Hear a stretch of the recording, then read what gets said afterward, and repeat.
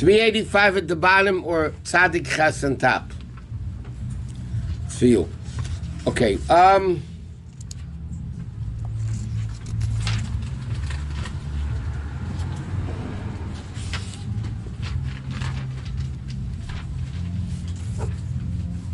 What do you have? Where do you have written down that we're at? I wasn't here last week. I know, but before that. Okay, so before It was that. 3 weeks ago.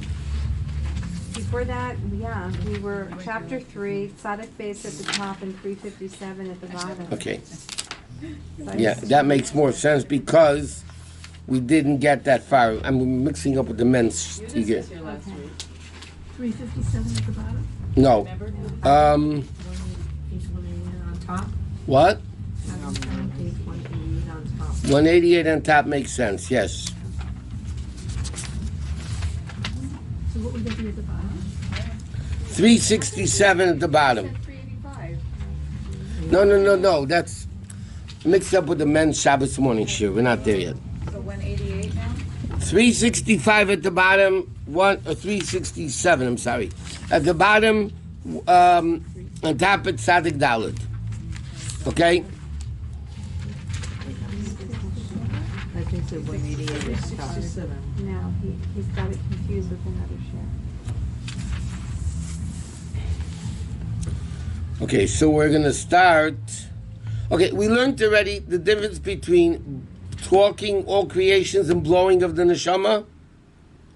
Remember that? Huh? Yeah. Yes? We talked about last week too. What? We spoke about that last week. Okay, that's what we're up to. Okay. Tzaddik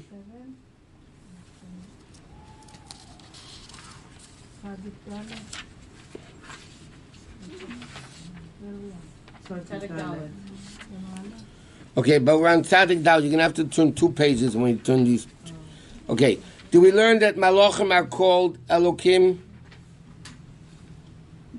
No, we didn't. Huh?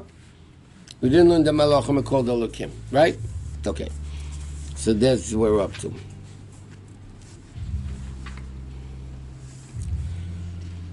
Okay, we're going to start just quickly 7 lines from the top of the page. Okay?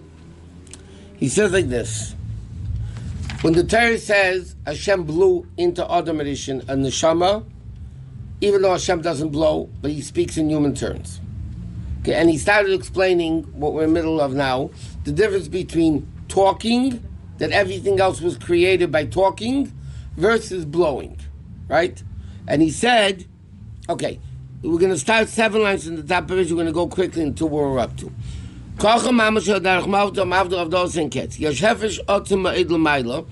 There's a tremendously big difference above between all the hosts of the heaven, even angels, that were created from nothing into something, and they live and exist from the external level of godliness, that God gives to give life to the world, and that is, like we say in davening, over ruach piv kol tzvam. How did God from Tillim, the pasuk ruach piv, with the spirit of his mouth, Hashem created all creatures. Okay, and remember in the past we learned many times, I'm repeating it again. What is the concept of speech? Revealing something hidden. Hashem had the power to create the world. It was hidden. Hashem spoke, and it became created. The fact, though, that the Torah uses the word talking, right? Talking, Vayomer Elokim, Vayomer Elokim, Vayomer Elokim, Hashem said, Hashem said, Hashem said. It means that just like the analogy of talking, air comes out, but it's very, very limited. And therefore you can keep talking for an extended period of time. You don't get tired, because the amount of air that comes out is very limited. Unlike he's going to explain, when you blow, you can't keep blowing for a long time. You feel your whole insides are coming out, and therefore you get tired. Therefore, by everything in creation, the Torah uses the word Hashem said and it became. That means it was a very limited amount of godliness keeping those things existing, creating them and keeping them existing. Very, very limited.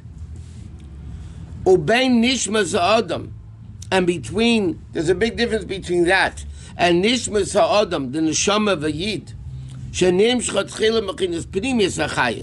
comes from the what does it say? Hashem blew. Talking is from the mouth, blowing is from the mouth. Why over here by all creations does Hashem use the word talking?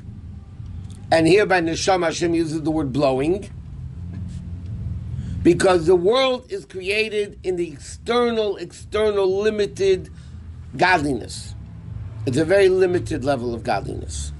But the neshama that comes from blowing of Hashem, from the essence of Hashem, shemashpia ein baruch, that Hashem sustains us, like it says, vayipar ba'apov, Hashem blew into the nostrils of Adam Rishon and Neshama, but then it comes down in many different levels, also through the letters that Hashem said, Nasa Adam, let us make man. That means like this. Even the neshama that Hashem blew, meaning it's coming from a deeper level of godliness, but nevertheless, it still limits itself to come into the body. The neshama in the body is nowhere near the level of the neshama that's not in the body. Right? That's a much greater level of the neshama. Part of the neshama comes into the body. That level also originates from Hashem blowing. But when it comes down into the body, it has to limit itself to be able to come into a body. Correct? Therefore, Chassidus explains like this. The neshama is spiritual. The body is physical. Yes, only Hashem could do that. Okay? When you go to the bathroom and we say Asher Yotzar and we finish the bracha Baruch Atah Hashem, Reifei Chol Basar, Hashem heals all flesh, Umafli La'ases, and does wonders. That's more than miracles. It does miracles and wonders. Wonders are even greater than miracles. What does it mean, Mafli La'ases? So the simple meaning in the commentaries of Siddur mean, what wonders are we thanking Hashem about? That He took a spiritual neshama and put it into a physical body. Science will never, ever create life. They can clone, they can do stem cell, they can take life that exists and put it somewhere else. And elaborate on it and make it more. Just like you could take one little match and you really could burn down the whole world with it. Light another fire, keep going. But it's the one match had to be a fire there. Creation of life, which by definition means putting spiritual into physical, only Hashem could do that, and science will never be able to do it. Why could Hashem do it? How can you put two opposites? We can't put fire and water together. Right? And yet they're both physical. And yet we cannot put fire and water to coexist. How could Hashem put neshama into a body that it exists? So the explanation is very simple. Hashem is above both. Hashem is not spiritual. Hashem is not physical. He's above both. Because He's above both, He can take spiritual, He can make spiritual, He can make physical, and He can put them both together. But it's self-understood that which part of the neshama comes into the physical body? The lowest part of the neshama comes into the most spiritual part of the body. What's the most spiritual part of the body? The blood. It's warm, flowing. Therefore, the pasuk says, "Ki nefesh habasar," where's the soul of flesh? Badami is in the blood. Where does the soul find itself in the body? Initially, in the blood, and then it spreads out to all limbs of the body. Why? Because the neshama, granted Hashem blew it, and it's really the deep level of Hashem, but when it comes down into the body, it becomes limited and limited and limited until this spiritual entity called neshama could come into the body. And therefore, Chassidus explains, we all know the neshama has 5 names: nefesh, ruach, neshama, chai, yechida, which have 5 levels of the neshama. Right? We learned that many times. Nefesh, ruach, and neshama are the part of the neshama that are in the body. Chaya, yechida, the 2 higher levels, are normally not revealed in the body on a daily basis. On a regular weekday, nefesh, ruach, neshama are in the body. What is nefesh? The action. Ruach are the midas. Neshama is the intellect. These 3 levels are in the body. Therefore, how many? We're just talking about davening. How many davenings do we have a day? 3, corresponding with nefesh, ruach, and neshama. Shabbos, the world's holier, the person's holier. So what's revealed in the person at that time? A higher level of the neshama, chaya, which is the willpower of the soul. Therefore, we have Musaf. Yishabes, Yom Tov, Rosh Chodesh. It's a holier day. We have 4. When is the 5th level of the neshama revealed in the Jew? On Yom Kippur. Therefore, on Yom Kippur, we have 5 tefillas, including Ne'ilah. And therefore, at Ne'ilah, the essence of every Jew is revealed. So the Alter Rebbe is saying over here like this. The neshama is different than every other creation in the world. All creations of the world, Hashem spoke, the neshama he blew. Right? Which shows already a major difference in the relationship between neshama and Hashem and every other creation in Hashem. Every creation in the world is an external, hidden relationship with Hashem. Neshama is open, revealing part of Hashem. Hashem blew. He blew himself into us. But when the neshama comes into body, the Alter Rebbe says, then it has to come down and, limit itself.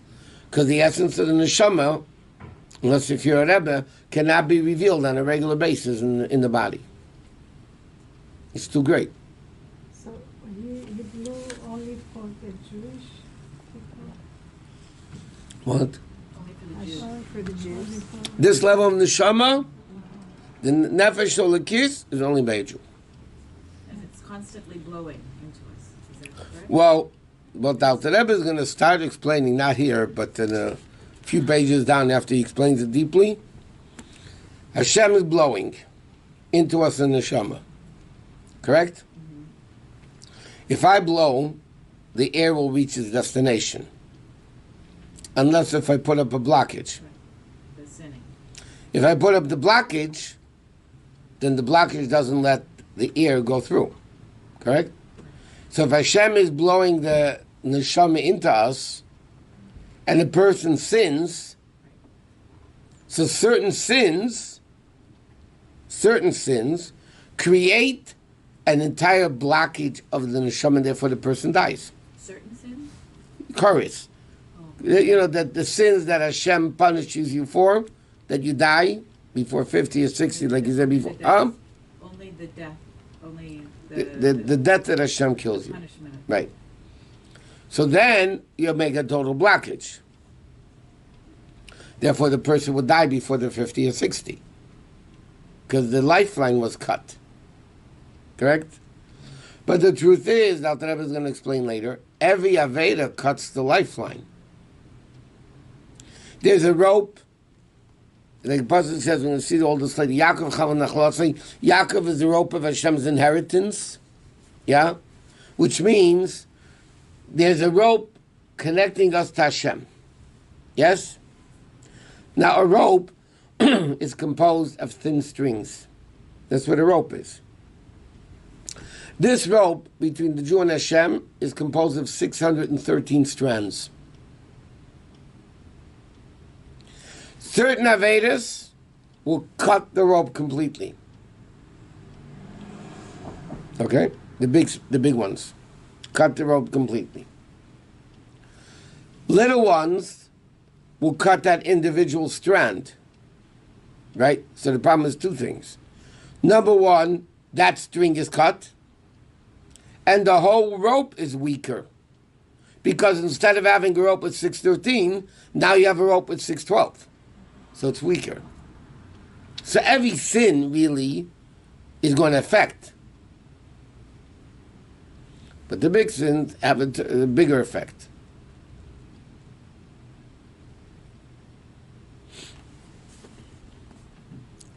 Okay, so he says like this. Therefore, because everything in the world is created with speech, even, he said, even the angels and the spiritual realms and everything.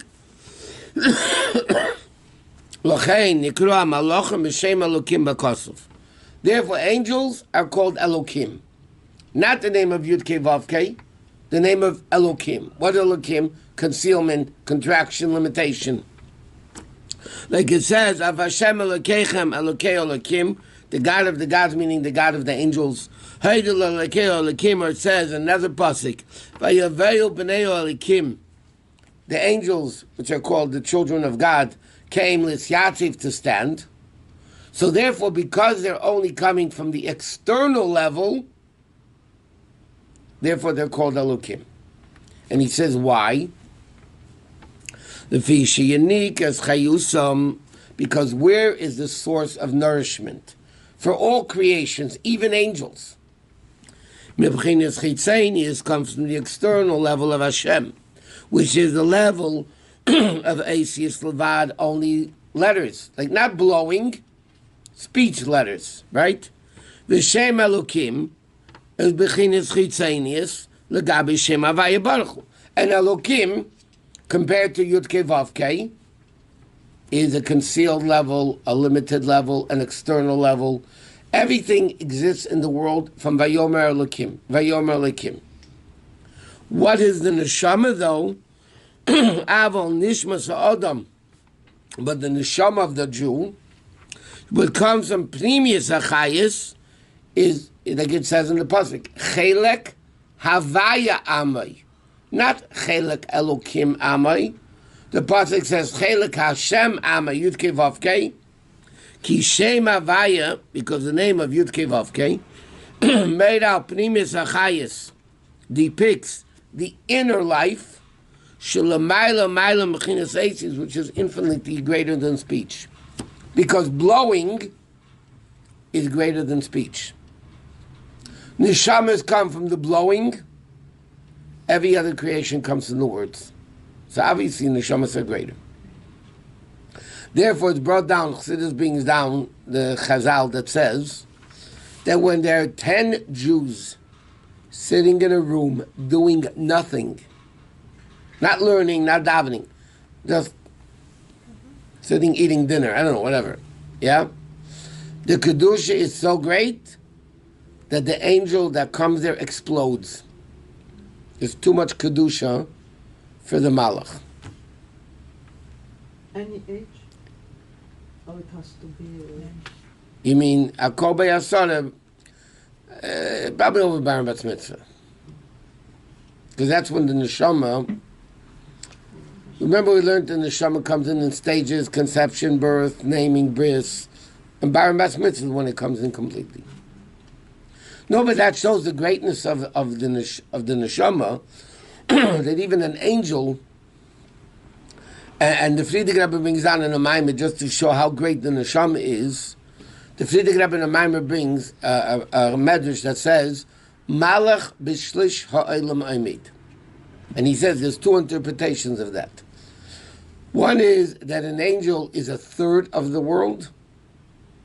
Another interpretation is an angel is 3 times the world. Okay? So you can imagine the greatness of an angel. What does that mean? Trust me, I don't know. And don't lose any sleep over it. Whatever, but it shows the greatness of an angel. It's either 3 times the world or a third of the world, yeah? And yet, the neshama is so much greater that 10 Jews doing nothing, not learning, davening, nothing. The kedusha is too great for the malach, and it just explodes.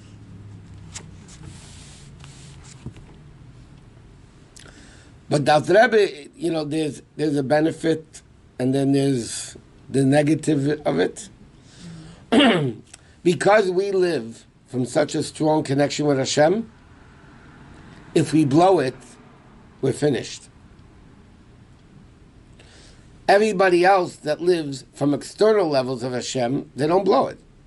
It is what it is. When you get special privileges, then you're more prone to lose the privileges because you have a greater responsibility. Because Yidden come from a deeper level of Elokus, they're part of Hashem, therefore when they blow it, they lose it. And therefore, eventually, remember we learned the question, how is it that nowadays people that were supposed to die before 50 or 60 are living ripe, old, sweet, wonderful years? You know what the answer is? The Rebbe is going to explain, but he's elaborating. He's remarkably the way he's elaborating on the whole concept to understand what Teshuvah is. But the Rebbe says very simple.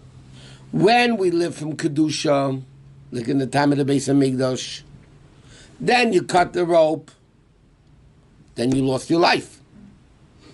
But now we don't, because of Golus and Avedus and everything else, we don't live from Kedusha anyway. So if you're not living from Kedusha, you're not cutting the rope. You live from evil, you can continue doing so even more when you sin. That's why people don't die today. He spoke about that later? Yeah, a great length.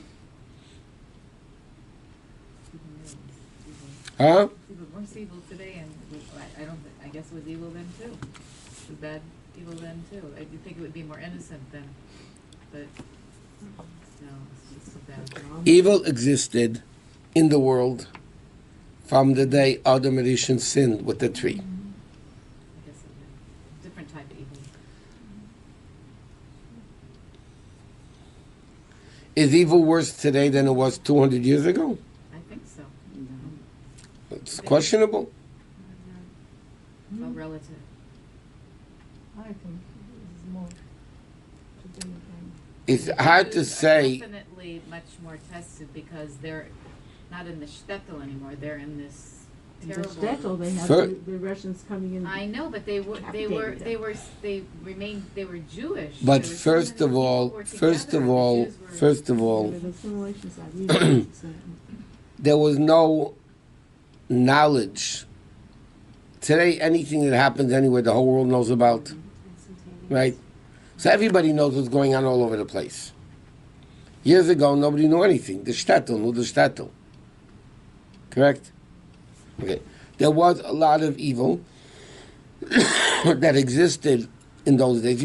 Go through the books of Tanakh, the Shaftim and all the idol worshipping and the corruption, the immoralities and everything that went on. It existed then also. The Jews. By Jews also. Today, everybody knows about it, so in a certain respect, it's worse. But there's another concept also, and that's the difference between freedom.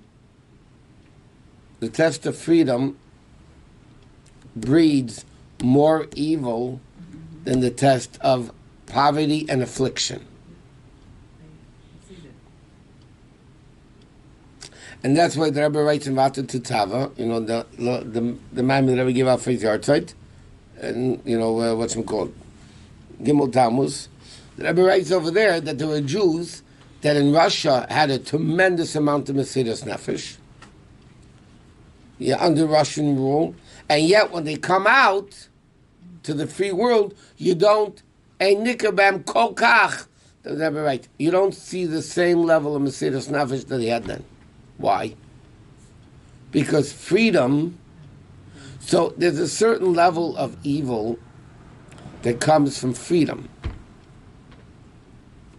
I'll give you a very simple example of that. During the time when Jews were persecuted, the intermarriage rate was 0.